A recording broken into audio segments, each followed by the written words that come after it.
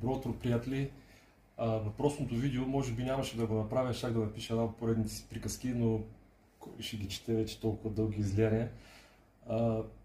От какво е провокирано? Искам да застана с лицето си пред вас и да кажа, че това, което прочетах през последните дни, това, което се изля по моя адрес, особено една от статиите, в един определен вестник на който трябва, и който вестник в момента съм предприел съдебни действия, ме изуми и ме фрапира тотално. От цялата статия, това, което поне прочетах в нея, имаше може би едно или две верни неща. Едното нещо, което е вярно в статията, със сигурност това е моето име. Тихомир Янакиев. И понеже аз изключително държа на него, затова съм станал сега и пред вас. Искам да кажа, че всичко, което е написано там е една голяма лъжа и инсинуация.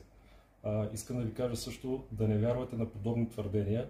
Към настоящият момент в община Созопол няма, повтарям, няма проверка на АДФИ по въпросния казус. Естествено, в България всичко е възможно и след това, което в момента се случва, след като са излезли тези статии в едни определени вестници и сайтове, може да бъде предизвикана такава проверка. Никой не е застрахован от подобно нещо. Относно другите неща, просто ми е как да кажа, чудих се да се смея или да плача. За имоти, за милиони, множество милиони и така нататък. Цитират се размери на поръчки, които не са за една година, които са дългосрочни договори за сметопочистване, които представляват общ обем, общия обем на сумите, които евентуално биха били платени след възлагане на всички дейности по договора, ако се възложат всички дейности по договора. Тоест, това са неща, които трябва първо да бъдат прочетени.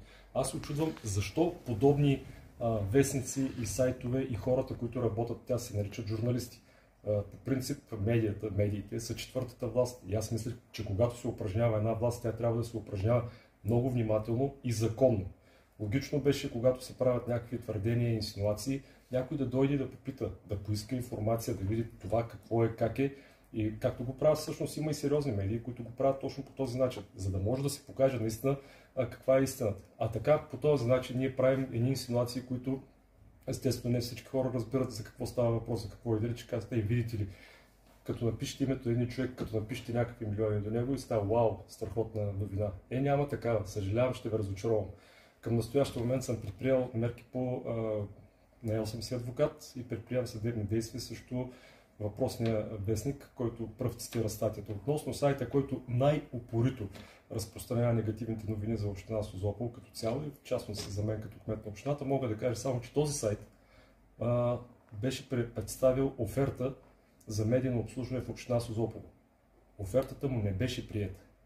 Вие сами си правете извода защо този сайт е така настървен срещу община Созопол. Заставам за думите си и казвам, че ако някой проявява желание, мога да покажа и офертата, която беше депозирана в община Созопол за медийно обслужване от въпросния сайт. Няма да ви занимавам повече с тези неща. Няма да ви занимавам и с финансовото състояние, защото с нощи буквално прочетах една друга нелепост, която касае буквално финансовото състояние на общината и което беше изключително смешно, бих казал, да се сравняват несравними показатели в някои отношения. Също така не беше коректно да се цитирате други общини, затова и аз няма да го направя. Само ще кажа няколко цифри и ще приключа до тук за финансовото състояние. Когато Тихомир Янакиев през 2019 година стана кмет, когато ние поехме община Созопол, тя беше фалирала. И не го казвам аз или пък някой от моя екип. Това го каза Министерството на финансите, като ни вкара в план за финансово оздравяване. Тоест наложени да направим план за финансово оздравяване, защото община Созопол светише в червено в 5 от 7-те критерия, които са разработени от Министерството на финансите. Извинявайте, но през 2019 година в Министерството на финансите беше на ГЕРБ. Управлението на община Созопол беше на ГЕРБ на Панайот Рейзи. Това, което заварихме след тях, беше финансова разруха. 5 години по-късно, т.е. 2019 година, имахме 14 милиона собствени приходи и близо 30-28 милиона лева дългове. Всякакви дългове, просрочени, редовни към банки и така нататък.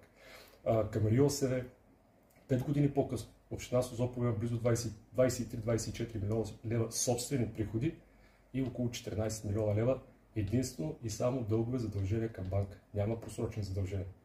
Това са цифрите, които искам да ви кажа и всеки един разумен човек, а вие сте такива приятели, ще се направи своите изводи. Благодаря ви, че изслушахте това, което има да ви кажа толкова рано сутринта. Призовавам медиите наистина да бъдат медии и да бъдат на висотата на ангажиментите, които имат към обществото си. Благодаря.